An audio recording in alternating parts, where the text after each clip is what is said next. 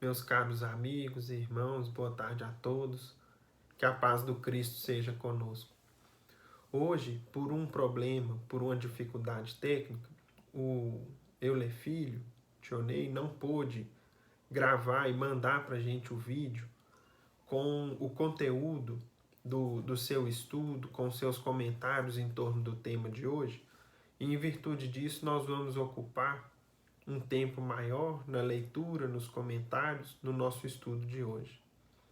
Bom, feita essa observação inicial, vamos fazer a nossa prece de abertura para que a gente entre aí no clima da inspiração superior, para que o alto nos ajude, nos ampare na leitura, nos comentários, para que a gente possa trazer o Evangelho com a beleza que ele tem, com a simplicidade, sem atrapalharmos esse conteúdo abençoado que nos chega.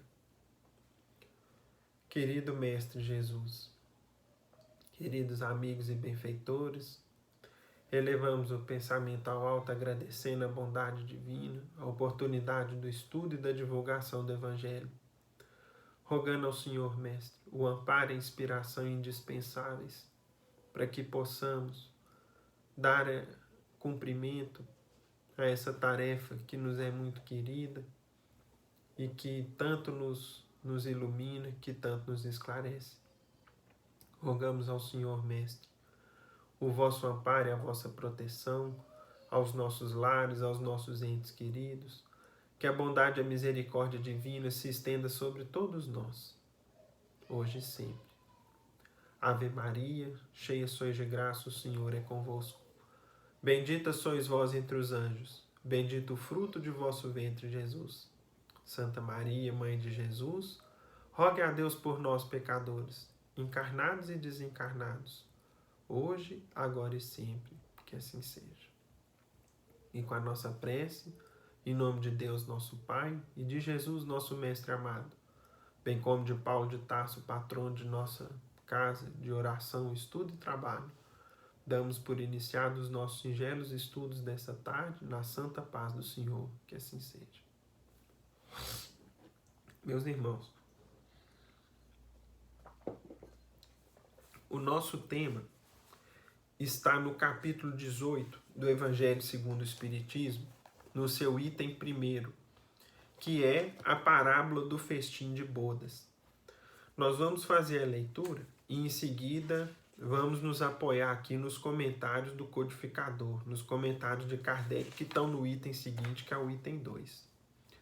Essa parábola, diferente da que foi estudada recentemente, que foi a parábola do semeador, no qual Cristo nos explicava, ela ficou simplesmente o relato da parábola feito por Jesus. E bendito trabalho de Kardec, inspirado, guiado pela espiritualidade superior, pela falange espírita de verdade, que veio e trouxe ela a explicação, mencionou, a citou e a explica com tanta clareza, conforme nós vamos ver no nosso estudo de hoje. Então vamos passar a leitura.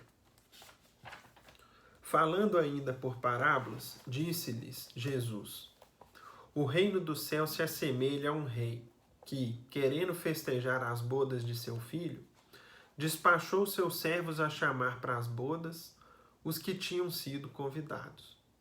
Estes, porém, recusaram ir.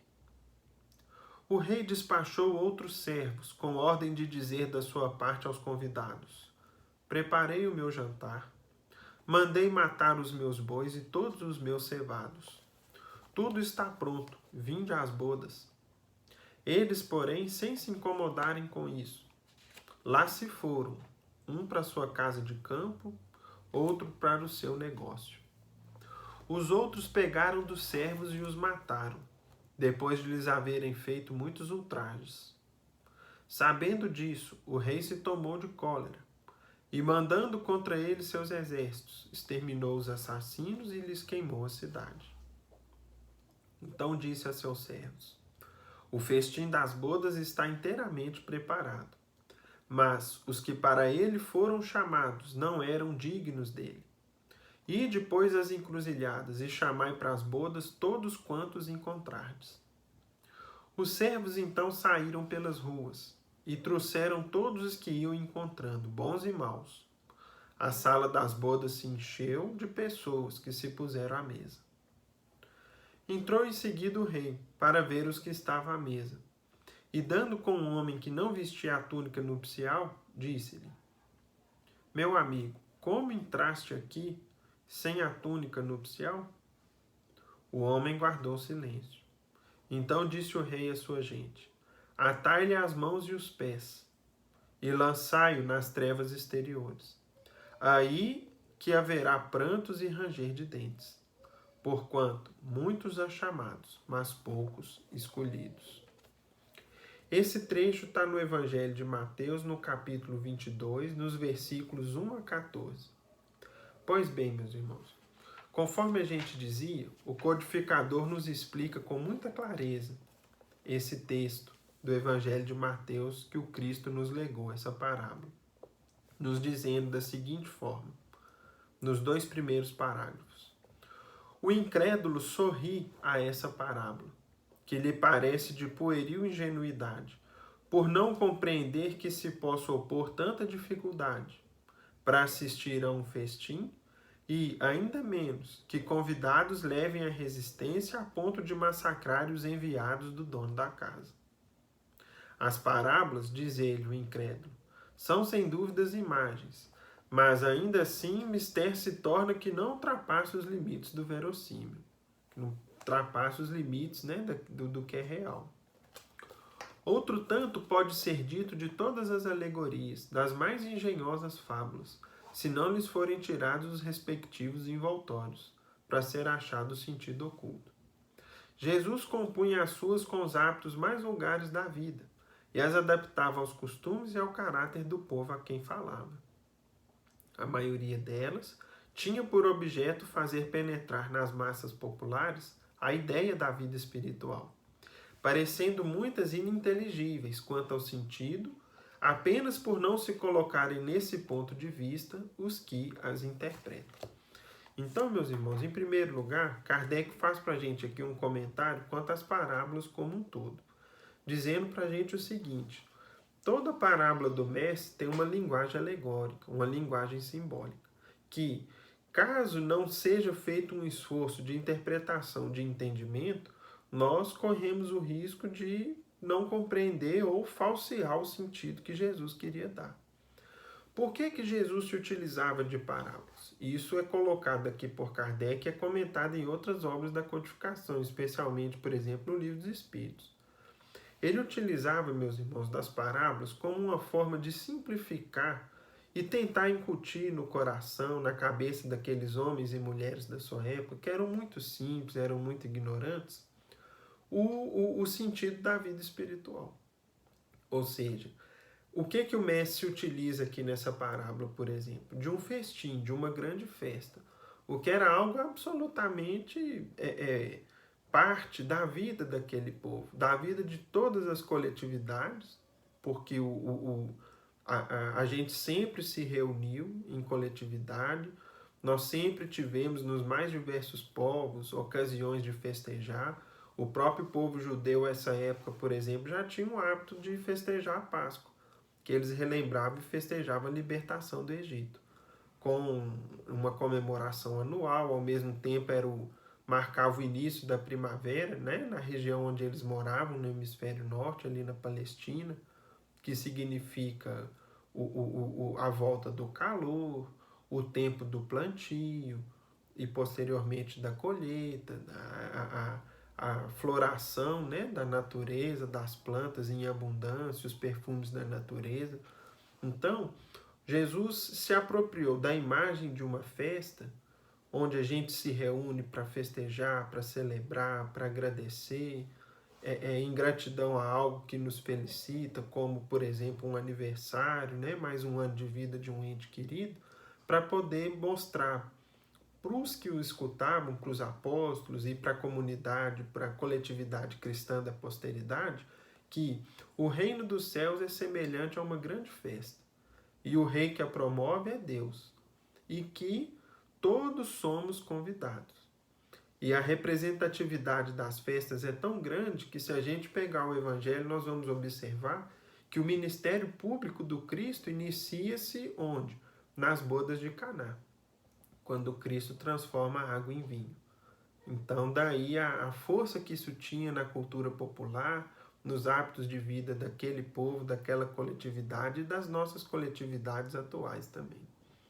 Então, nós vamos agora, Kardec passa, nós começamos a adiantar e Kardec inicia a interpretação da parábola nos parágrafos seguintes. Vamos lá. Na parábola de que tratamos, Jesus compara o reino dos céus, onde tudo é alegria e ventura, a um festim. Falando dos primeiros convidados, alude, refere-se aos hebreus, que foram os primeiros chamados por Deus ao conhecimento de sua lei. Os enviados do rei são os profetas que os vinham exortar, convidar a seguir a trilha da verdadeira felicidade. Suas palavras, porém, quase não eram escutadas. Suas advertências eram desprezadas. Muitos foram mesmo massacrados, como os servos da parábola. Os convidados que se recusam, pretextando terem de ir cuidar de seus campos e de seus negócios, simbolizam as pessoas mundanas, que, absorvidas pelas coisas terrenas, se conservam indiferentes às coisas celestes, aos assuntos do espírito, da espiritualidade. Então, meus irmãos, nesse primeiro parágrafo, a gente começa a ver o seguinte. Nessa parábola, Jesus também faz como que um conto histórico da trajetória do povo judeu até então. Por quê? Porque a festa divina sempre esteve preparada para nós, sempre esteve ao nosso dispor. E, para tanto, era necessário que Deus enviasse aqueles que convidam os homens, que nos convidam a participar dessa festa. E os primeiros convidados foram quem? Os hebreus. Pelo mérito que eles, enquanto coletividade, enquanto povo, tinham no cultivo, na crença e na disseminação da crença monoteísta, da existência de um Deus único. Quando a gente pega, por exemplo, meus irmãos, um livro interessantíssimo de estudo, que é o livro A Caminho da Luz, de Emmanuel, onde ele mostra a trajetória evolutiva da humanidade, mostrando para a gente os bastidores espirituais de várias coletividades da Terra, nós vemos que outros povos, alguns deles inclusive exilados de capela, informação essa que a gente tem nesse livro e em outros, alguns até conheciam, sabiam da existência de um Deus único, mas não se davam ao trabalho de ensinar isso ao povo simples e ignorante. Alguns fechavam esse conhecimento em ciclos fechados de sacerdotes, de grandes inteligências, como é o caso dos egípcios, e passavam para o povo a ideia de uma crença politeísta, mais fácil de compreensão por parte do povo, e ao mesmo tempo usavam aquilo como um instrumento de dominação. Qual foi o mérito dos hebreus? A crença no monoteísmo, no Deus único, e o esforço de transmitir isso, esse conhecimento bendito, ao povo simples e ignorante que estava à sua volta. Portanto, eles foram os primeiros convidados para esse grande festim. E esses convidados, quem eram? Conforme Kardec nos mostra, os profetas. Grande parte deles não foi compreendida, foi maltratado, foi, à sua época, sacrificado, passou por dificuldades de toda ordem e, posteriormente, com o passar dos anos, tiveram seu devido valor reconhecido pela coletividade. Então, Kardec ainda comenta que os convidados que se recusam a ir, pretextando terem de ir para sua casa de campo ou para o seu negócio, representa aqueles entre nós que se recusam ao convite divino, ao convite dos assuntos do espírito e da espiritualidade, pelos chamamentos do que o mundo nos oferece, nos seus divertimentos, nos seus lazeres, nos negócios materiais que a gente empreende e cuida temporariamente no mundo. Quando a gente dá dependendo das nossas prioridades, a gente atua como esse convidado que recusa o bendito convite. quando a gente prioriza aquilo que o mundo nos oferece em caráter absolutamente precário e temporário. Continua Kardec. Era crença comum aos judeus de então que a nação deles tinha de alcançar supremacia sobre todas as outras. Deus, com efeito, não prometera a Abraão que a sua posteridade cobriria toda a terra? Mas, como sempre, atendo-se à forma sem atentarem ao fundo, eles acreditavam tratar-se de uma dominação efetiva e material.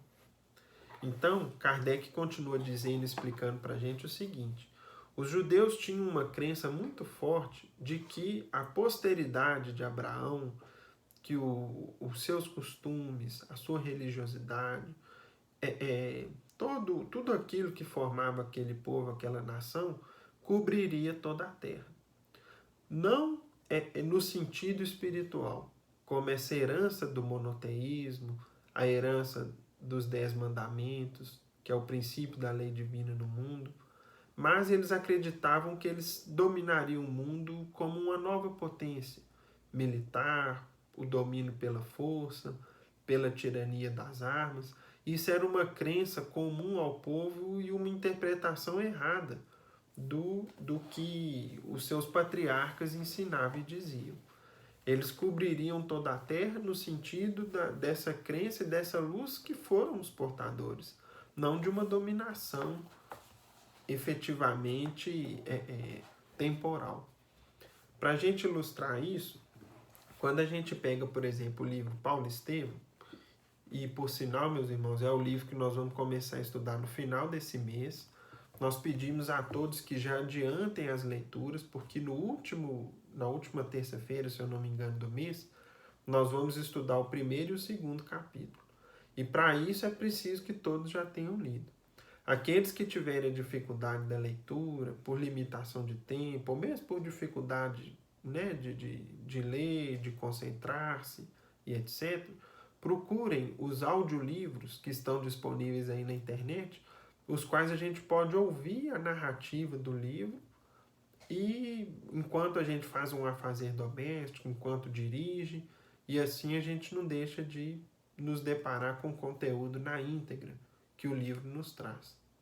Então, a gente pega, por exemplo, Gesiel, mais tarde Estevão, comentando, quando ele se encontra com Saulo de Tarso, o seguinte: a lei nos retinha no espírito de nação, sem conseguir apagar de nossa alma o desejo humano de supremacia na terra.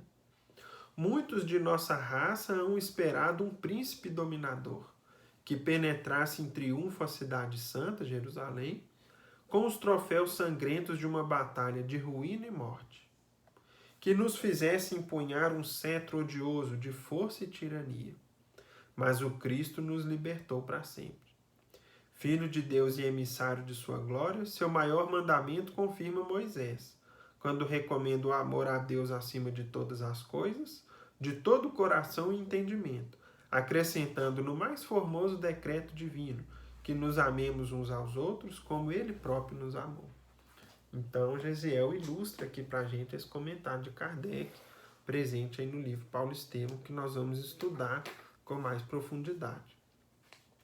Voltando para Kardec, no item 2 do Evangelho, ele continua nos dizendo assim: antes da vinda do Cristo, com exceção dos hebreus, todos os povos eram idólatras e politeístas. Se alguns homens superiores ao vulgo, ou seja, alguns homens de destaque, conceberam a ideia da unidade de Deus, essa ideia permaneceu no estado de sistema pessoal. Em parte nenhuma foi aceita como verdade fundamental, a não ser por alguns iniciados que ocultavam seus conhecimentos sob um véu de mistério, impenetrável para as massas populares. É o caso dos círculos, né? dos círculos sacerdotais, por exemplo, do Egito. Os hebreus foram os primeiros a praticar publicamente o monoteísmo. É a eles que Deus transmite a sua lei, primeiramente por via de Moisés, depois por intermédio de Jesus. Foi daquele pequenino foco que partiu a luz destinada a espargir-se pelo mundo inteiro, a triunfar do paganismo e dar a Abraão uma posteridade espiritual, tão numerosa quanto as estrelas do firmamento. Entretanto, abandonando de toda a idolatria, os judeus desprezaram a lei moral, para se aferrarem ao mais fácil, a prática do culto exterior, tal como a gente observa nos hábitos defendidos e cultuados pelos fariseus à época do Cristo. O mal chegara ao cúmulo. A nação, além de escravizada, era esfacelada pelas facções e dividida pelas seitas. A incredulidade atingira mesmo o santuário. Foi então que apareceu o Cristo, enviado para os chamar à observância da lei e para lhes rasgar os horizontes novos da vida futura. Dos primeiros a ser convidados para o grande banquete da fé universal, eles repeliram a palavra do Messias celeste e o imolaram. Perderam assim o fruto que teriam colhido da iniciativa que lhes coubera. Fora, contudo, injusto acusar-se o povo inteiro de tal estado de coisas. A responsabilidade tocava principalmente aos fariseus e saduceus.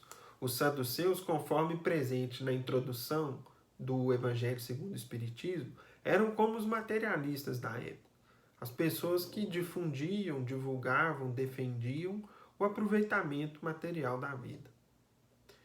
Estes sacrificaram, ou seja, fariseus e saduceus, a nação, sacrificaram a nação por efeito do orgulho e do fanatismo de uns e pela incredulidade dos outros.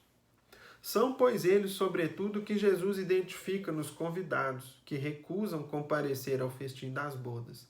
Depois acrescenta: vendo isso, o Senhor mandou convidar a todos os que fossem encontrados nas encruzilhadas, bons e maus. Queria dizer, desse modo, que a palavra ia ser pregada a todos os outros povos, pagãos e idólatras, e estes, acolhendo-a, seriam admitidos ao festim em lugar dos primeiros convidados.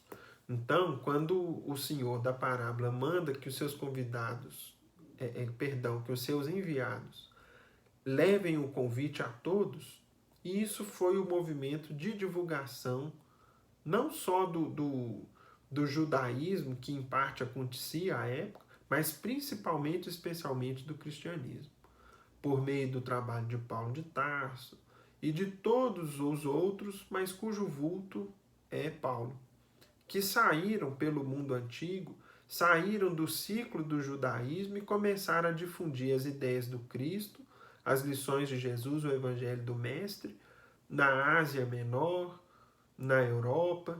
Paulo mesmo fez 3 viagens missionárias, aliás, 3 conforme o relato bíblico, 4 conforme nos informa e esclarece o livro Paulo Estevão, chegando aí até aquilo que se considerava o fim do mundo da época, a Espanha, levando as lições de Jesus. E aí, portanto, o convite foi levado a todos. Tanto começou-se nos primeiros séculos, como na nossa atualidade. Ou seja, o convite, as noções religiosas, o conhecimento do Evangelho, as leis divinas estão disponíveis aí de maneira generalizada. Mas não basta ninguém ser convidado. E aqui conclui Kardec nessa parte importantíssima que nós vamos desenvolver mais. Não basta ninguém ser convidado. Não basta dizer-se cristão, nem sentar-se à mesa para tomar parte no banquete celestial. É preciso, antes de tudo e sob condição expressa, estar revestido da túnica nupcial, isto é, ter puro o coração e cumprir a lei segundo o Espírito. Ora, a lei toda se contém nessas palavras: fora da caridade não há salvação. Entre todos, porém, que ouvem a palavra divina, quão poucos são os que a aguardam e a aplicam proveitosamente. Quão poucos se tornam dignos de entrar no reino dos céus. Eis porque disse Jesus: chamados haverá muitos, poucos, no entanto, serão os escolhidos. Então, meus irmãos, a partir desse ponto da parábola, aliás, do comentário de Kardec e do finalzinho da parábola, todo esse capítulo 18 do Evangelho é desenvolvido. Qual que é a grande temática desse capítulo? O que é desenvolvido aqui por meio de diversas citações evangélicas, comentários de Kardec e mensagens dos espíritos superiores? eles mostram para a gente, numa síntese, numa rápida síntese, o seguinte: a ineficácia do conhecimento religioso, de nos filiarmos a uma crença, a um credo religioso, espírita, católico, evangélico ou de outra crença qualquer, sem que isso esteja associado à mudança da nossa vida cotidiana, à mudança da nossa vida prática, aos nossos pequenos hábitos do nosso dia a dia, as decisões que a gente toma na vida, as prioridades que a gente escolhe, mostrando para a gente que a simples aceitação do convite, o simples fato de sermos convidados, não nos representa nada. Por sermos convidados não significa que seremos escolhidos. É isso que nós vamos ver em todo o desenvolvimento desse capítulo, onde a gente pega várias passagens evangélicas, onde Jesus mostra para a gente a necessidade da prática, da vivência, da modificação da nossa vida. Em todas as nossas atitudes, em tudo aquilo que nos toca, nos nossos deveres, no convívio com a família, no trabalho, enfim, meus amigos, em todos os campos mesmo da nossa existência. É isso que nós vamos ver daqui para frente. Ou seja, vestir a túnica nupcial significa o quê? Termos alma pura, alma limpa. Expulsarmos de nós os vícios, os maus hábitos, como o orgulho, a vaidade, o hábito de guardar mágoa, de querer vingança, de guardar ressentimentos, a falta de paciência, de tirarmos de nós todos esses vícios que mancham a nossa roupa espiritual, que nos denigrem o caráter. E à medida que a gente, então, expulsar todos esses vícios e trazendo para o lugar deles as virtudes cristãs, as virtudes divinas, nós vamos, então, começar a nos apropriar dessa túnica, que é o que? Resplandecente de luz. Quando ele fala em túnica nupcial, é o quê? Da ideia da roupa branquinha. E para que o nosso espírito esteja com toda essa claridade, necessário é o processo de substituição dos vícios, das nossas imperfeições, pelas virtudes, conforme a gente aprende no cristianismo e na doutrina espírita. Então, dentro disso, nós vamos trazer outras ilustrações para a gente. Por exemplo, as nossas limitações, sejam elas pequeninas, já nos impedem de figurarmos como os escolhidos dessa parábola. Por quê? Porque elas vão fazer com que, de alguma forma, a nossa roupa esteja suja. A roupa do nosso espírito, da nossa alma. A gente tem, por exemplo, nessa parábola, um outro ponto muito interessante, antes da gente comentar sobre isso, que a gente deve refletir, que é o seguinte: o rei que promove o festim, ele envia várias vezes os seus mensageiros para poder convidar. Mas se os irmãos observarem, em nenhum momento ele obriga ninguém a vir para a festa. O que isso representa para a gente pode interpretar como o respeito de Deus ao nosso livre-arbítrio. Ele convida, mas a gente só vai para o festim quando a gente decide, por nossa vontade, comparecer a ele. Mostrando para a gente o respeito ao livre-arbítrio, que é um atributo que nós temos desde a nossa criação. E que Deus e o Cristo sempre respeitaram. Ou seja, a espiritualidade superior jamais nos obriga a nada. Jamais nos constrange. Nos convida. Depende da nossa vontade comparecer. Ou seja, há um respeito enorme pelo livre-arbítrio durante todo o processo de convite para o festim, para que a gente escolha ir. Agora, só escolher ir, só comparecer não basta. É isso que nós vamos desenvolver daqui para frente. Então, a respeito das imperfeições e das dificuldades que a gente ainda carrega com a gente, é importante a gente ter claro que isso fica muito perceptível para o mundo espiritual. Todas as nossas limitações, todas as nossas dificuldades são muito evidentes para a espiritualidade. tanto para os nossos benfeitores, como para aqueles que, às vezes, vão ser os agentes da justiça divina na nossa vida. Isso aqui nós vamos exemplificar rapidamente. Por exemplo, nós temos no livro Nos Domínios da Mediunidade, de André Luiz, obra muito importante quando a gente estuda o processo, para as reuniões mediúnicas, quando a gente estuda a respeito da mediunidade. Nós temos no segundo capítulo dessa obra a descrição de um aparelho presente no mundo espiritual chamado psicoscópio, que é um aparelho muito interessante. Explica aqui o benfeitor de André Luiz, a Hilário e André Luiz, da seguinte forma. O benfeitor, eu até me esqueci aqui agora, se eu não me engano, é Aulus. Ele explica para André Luiz e para Hilário o seguinte: psicoscópio, que aparelho é esse? É um aparelho destinado à auscultação da alma, com o poder de definir-lhe as vibrações e com capacidade para efetuar diversas observações a respeito da matéria, esclareceu Aulus com leve sorriso. Esperamos esteja mais tarde entre os homens. E mais adiante ele comenta: analisando a psicoscopia de uma personalidade ou de uma equipe de trabalhadores, é possível notar-lhe as possibilidades e categorizar-lhes a situação. Segundo as radiações que projetam, planejamos a obra que podem realizar no tempo. E mais adiante um outro trecho que nós selecionamos.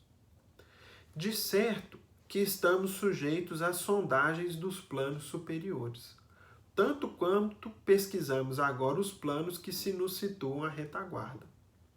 Se o espectroscópio permite ao homem perquirir, investigar a natureza dos elementos químicos, localizados a enormes distâncias por meio da onda luminosa que arrojam de si, com muito mais facilidade identificaremos os valores da individualidade humana, pelos raios que emite.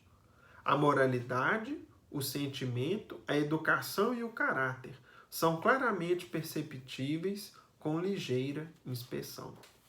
Então, meus irmãos, vejam que quando nessa obra começa-se a analisar um grupo mediúnico existente, que é o grupo em cima do qual baseiam-se os estudos de vários dos capítulos dessa obra, eles se utilizam de um aparelho para deixar claro para a espiritualidade superior, com menor esforço, as capacidades, os valores e as limitações que cada um dos encarnados ali carregava.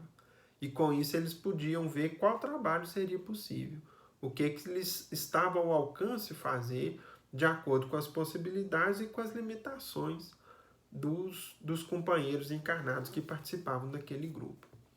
Da mesma forma, meus irmãos, nós temos também os agentes executores da justiça divina, mencionados numa outra obra de André Luiz que nós citamos recentemente, que é o livro Libertação, utilizando-se de um aparelho semelhante para poder identificar a natureza das falhas cometidas por alguns irmãos que foram naturalmente levados a regiões de sofrimento no mundo espiritual. Lá, nessa obra, tem um capítulo chamado Operações Seletivas, que é o capítulo de número 5, que mostra o exame que é feito nessas almas, nesses nossos irmãos infelizes, após a desencarnação, e de maneira a agrupá-los conforme a natureza das falhas, das quedas em que incorreram. E aí, então, Gúbio, André Luiz e Eloy conversavam, e André Luiz e Eloy perguntavam para Gúbio, que era o instrutor espiritual, a respeito do aparelho que era utilizado para o exame. Que aparelho vem a ser esse? Perguntou Eloy. Trata-se de um captador de ondas mentais. A seleção individual exigiria longas horas. As autoridades que dominam nessas regiões preferem a apreciação em grupo, o que se faz possível pelas cores e vibrações do círculo vital que nos rodeia a cada um. Ou seja, então, as nossas vibrações, aquilo que a gente pensa, aquilo que a gente sente, emite pensamentos, emite ondas e vibrações que demonstram os valores, as dificuldades, as limitações que a gente tem, e, portanto, mostram o quanto a gente está próximo ou longe de possuir essa beleza dessa túnica nupcial que um dia nós vamos ostentar à medida que a gente desenvolver-se espiritualmente. Bom, meus irmãos, ilustrando também esse nosso estudo de hoje, nós vamos agora lançar mão, nos utilizar aqui de uma página muito simples, mas muito esclarecedora, mostrando para a gente o quanto é extenso esse esforço de preparação, de aprimoramento da alma, de aquisição das virtudes e de expurgo das limitações, dos vícios que a gente traz. Pequeninas falhas que a gente considera pequeninas, algumas limitações que a gente tem já fazem com que a gente não tenha direito a usufruirmos desse festim, dessa festa divina que é reservada àqueles que já ostentam virtudes, qualidades verdadeiramente cristãs.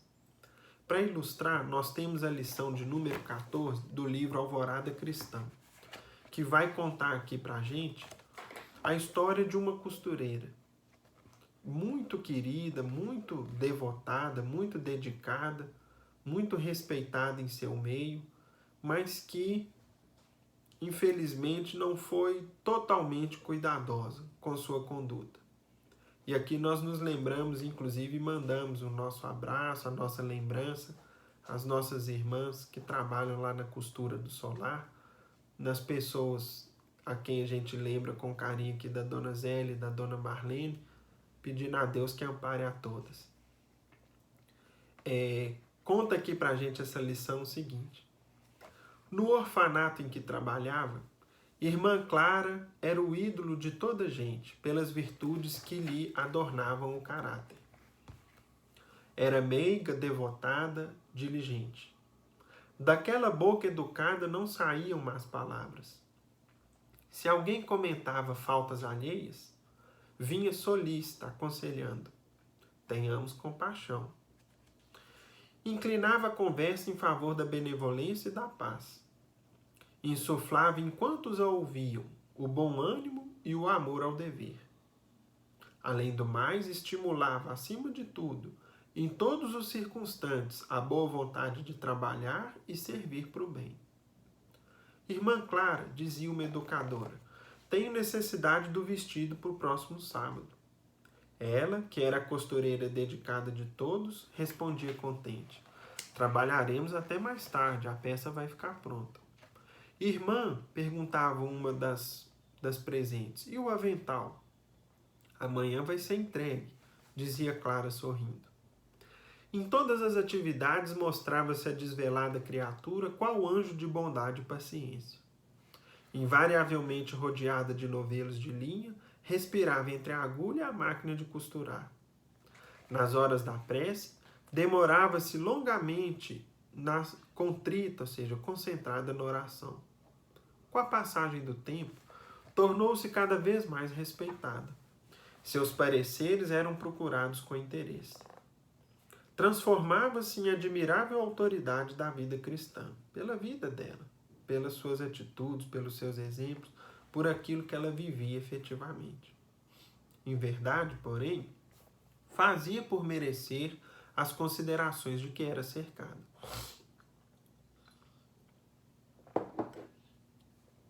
Amparava sem alarde, auxiliava sem preocupação de recompensa. Sabia ser bondosa sem humilhar a ninguém, com demonstrações de superioridade. Rolaram os anos, como sempre, e chegou o dia em que a morte a conduziu para a vida espiritual. Na terra, o corpo da inesquecível benfeitora foi rodeado de flores e bênçãos, homenagens e cânticos, e sua alma subiu gloriosamente para o céu. Um anjo recebeu-a, carinhoso e alegre, à entrada. Então, passou o tempo, chegou o desencarne, e ela então foi para uma região belíssima, uma região muito bonita no mundo espiritual, tendo sido recebida com todo carinho por um benfeitor. Cumprimentou-a. Reportou-se aos bens que ela espalhou. Todavia, sob impressão de assombro, irmã Clara ouviu informar: lamento, não possa demorar-se conosco, senão por 3 semanas. Mas, por quê? Perguntou a valorosa missionária. Será compelida a voltar, tomando novo corpo de carne no mundo. Esclareceu o mensageiro. Olha, a senhora precisa reencarnar e não pode ficar aqui conosco. Mas como assim? O anjo observou-a bondoso e respondeu: a irmã foi extremamente virtuosa. Entretanto, na posição espiritual em que se encontrava, não poderia cometer tão grande descuido. Desperdiçou uma enormidade de fios de linha impensadamente. Os novelos que perdeu, por alhear-se à noção de aproveitamento, davam para costurar alguns milhares de vestidos para crianças desamparadas. Oh meu Deus, me perdoe, exclamou a santa desencarnada. E como resgatarei a dívida? O anjo abraçou-a carinhoso e reconfortou-a, dizendo: não tema, todos nós a ajudaremos, mas a querida irmã recomeçará sua tarefa no mundo plantando um algodoal. Então, meus irmãos, vejam que era praticamente tida por uma criatura era muito venturosa, tinha grandes qualidades, valores da alma maravilhosos, mas não teve cuidado com desperdício, por exemplo. E aquilo ali foi o suficiente para sujar a sua túnica do espírito, para macular a sua alma, como mais um ponto a ser trabalhado, como mais um ponto a ser aprimorado, para que aí então ela ostentasse uma nova condição. Então, meus irmãos, isso mostra para a gente que o esforço de aperfeiçoamento da alma não se faz numa só existência. Nós devemos ser cuidadosos com todos os pontos da nossa conduta pessoal. Ou seja, não adianta eu ter para mim assim, olha, eu já sou mais ou menos paciente, eu já acho que eu já tenho essa qualidade, essa outra aqui, esse defeitinho aqui eu vou deixar para lá. Não. Tudo tem que ser trabalhado por nós. Todos os aspectos da nossa personalidade. Se eu sou um pouquinho preguiçoso, trabalha, tenha mais boa vontade. Nós precisamos aprimorar o uso do tempo. Nós precisamos aprimorar a nossa fala. Nós precisamos adquirir a qualidade do estudo, da leitura. Nós precisamos ser mais dóceis, mais mansos, mais serenos, mais decididos, mais enérgicos. Nós precisamos ser melhores pais, melhores filhos. Todos os pontos precisam ser trabalhados para que a gente, então, tal como nos pede o Evangelho, para que a gente caminhe em direção à perfeição relativa, que é essa túnica nupcial da parábola. Para concluir, meus irmãos, nós vamos aqui nos utilizar do nosso querido professor de Evangelho. Esse professor de Evangelho querido que nos explica o Evangelho com sabedoria, com clareza, com objetividade, com muita síntese, às vezes em pequenas páginas, mas que dizem muito, nós nos referimos a Emmanuel. Emmanuel é um apoio seguro, sempre, para a gente estudar, compreender e interpretar o Evangelho em complemento à obra do codificador, a obra de Kardec. Emmanuel, tanto é assim que nós temos, por exemplo, uma obra que é o Evangelho por Emmanuel, que é uma compilação dos comentários de Emmanuel aos vários textos evangélicos do Novo Testamento, que foram reunidos em obras na mesma sequência em que estão no Evangelho. Quando a gente recorre a essa obra, Emmanuel comenta num texto que veio a público na revista O Reformador, da Federação Espírita Brasileira, em outubro de 1956, onde Emmanuel comenta o versículo 14 do Evangelho de Mateus, no seu capítulo 22. Numa página intitulada Chamados e Escolhidos, Emmanuel comenta assim para a gente: Estejamos convictos de que ainda nos achamos a longa distância do convívio com os eleitos da glória celeste. Isso a gente percebe, né? A partir de uma página como essa do livro Alvorada Cristã, onde uma costureira de tantas qualidades, de tantas virtudes, descuidou-se na questão do desperdício e, infelizmente, precisou reencarnar. Nós, então, com as limitações que ainda temos, percebemos as dificuldades que nos marcam e quanto a gente está distante da glória celeste, ou seja, de sermos membros desse festim divino, retratado na parábola. Só que aí olha que beleza os comentários de Emmanuel. Entretanto, pelo chamamento da fé viva, que hoje nos traz ao conhecimento superior, guardemos a certeza de que já somos os escolhidos. E aí Emmanuel vai falar o seguinte, olha, nós já somos chamados por essa fé, pela doutrina que nos esclarece todo o Evangelho com clareza e simplicidade. De maneira que atualmente nós já somos os escolhidos por uma série de coisas. E Emmanuel começa a falar. Primeiro, para a regeneração de nós mesmos. Segundo, para o cultivo sistemático, diário e intensivo do bem. Terceiro, para o esquecimento de todas as faltas do próximo, de modo a recapitular com rigor as nossas próprias imperfeições, redimindo-as. Quarto, somos os chamados para o perdão incondicional em todas as circunstâncias da vida. Quinto, somos chamados para a atividade infatigável na confraternização verdadeira. Sexto, somos chamados para auxiliar os que erram. Sétimo, para ensinar aos mais ignorantes do que nós mesmos. Ou seja, para tudo isso nós já somos chamados. Para suportar, oitavo, né? Para suportar o sacrifício no amparo aos que sofrem, sem a graça da fé renovadora, que já nos robustece o espírito. Nono, para servir, além de nossas próprias obrigações, sem direito à recompensa. Décimo, para compreender os nossos irmãos de jornada evolutiva, sem exigir que eles nos entendam. 11º, somos chamados para apagar as fogueiras da maledicência e do ódio, da discórdia e da incompreensão, ao preço de nossa renúncia. Para estender a caridade sem ruído, como quem sabe que ajudar aos outros é enriquecer a própria existência. Somos chamados para persistir nas boas obras sem reclamações e sem desfalecimentos, em todos os ângulos do caminho.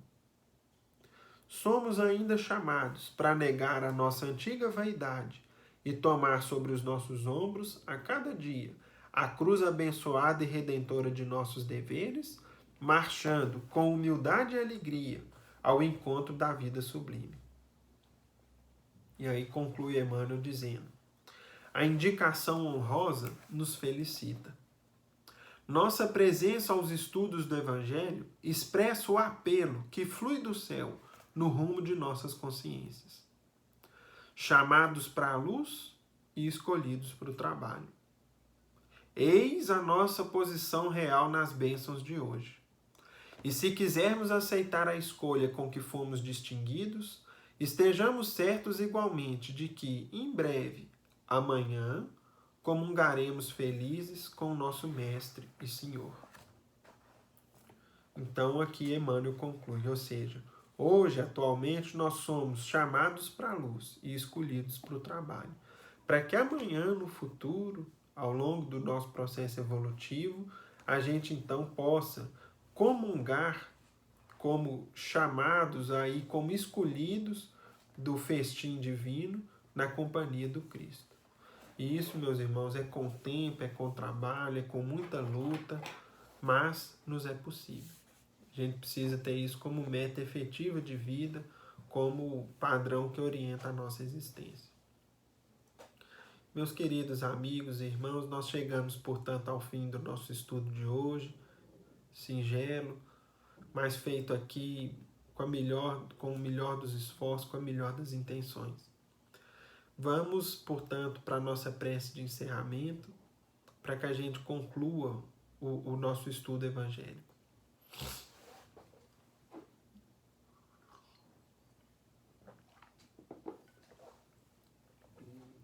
Querido Mestre Jesus, chegando ao fim da leitura e dos comentários em torno do Evangelho, do teu bendito Evangelho, agradecemos ao alto a bondade, o amor com que tem dirigido e amparado as nossas vidas e rogamos ao Senhor, Mestre, que continue presente no coração, nos lares de todos nós, para que possamos todos utilizarmos dessas bênçãos que nos chegam dos nossos amigos e benfeitores espirituais, para nos orientar a conduta, para nos orientar a vida, para que possamos, Mestre, aos poucos, limparmos a nossa túnica, para que possamos aos poucos usufruirmos da condição de escolhidos do teu amor, da tua bondade, e assim possamos, Mestre, quem sabe um dia,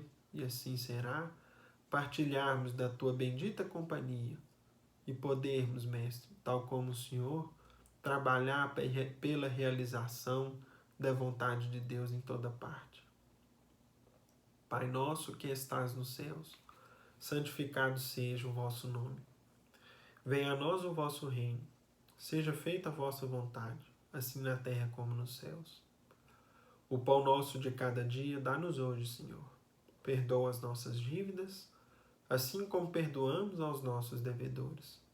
E não nos deixeis cair em tentação, livrando-nos do mal, porque vossos são o reino e o poder, a majestade e a glória para todos sempre, que assim seja. E com a nossa prece, em nome de Deus, nosso Pai, e de Jesus, nosso Mestre amado, bem como de Paulo de Tarso, o patrono de nossa casa, do nosso querido solar, agradecemos ao alto e damos por encerrado o nosso estudo evangélico da tarde, na santa paz do Senhor, que assim seja. Fiquem com Deus, meus amigos. Que Jesus ampare e abençoe a todos. Até a próxima.